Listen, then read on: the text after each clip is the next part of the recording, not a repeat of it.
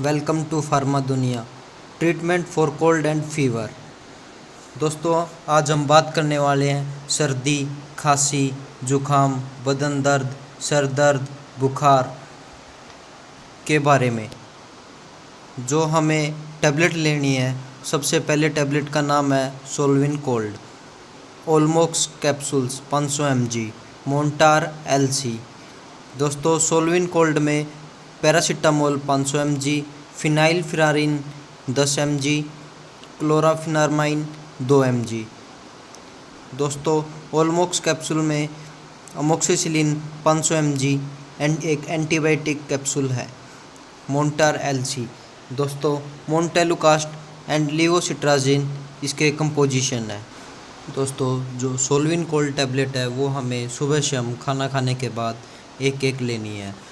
ओलमोक्स capsule सुबह खाना खाने के बाद एक एक। मोन्टार LC टैबलेट है जो हमें खाना खाने के बाद सिर्फ रात को लेनी है। दोस्तों, ये ट्रीटमेंट आपको 3 दिन के लिए लेना है। दोस्तों, ये ट्रीटमेंट 14 वर्ष से अधिक वालों के लिए है। दोस्तों, यदि आपको किसी प्रकार का भी कोई भी साइड इफ़ेक्ट या रिएक्शन होता है तो आप ये मेडिसिन बंद कर दें। दोस्तों, मेडिसिन लेने से पहले अपने नज़दीकी डॉक्टर से सलाह ज़रूर लें।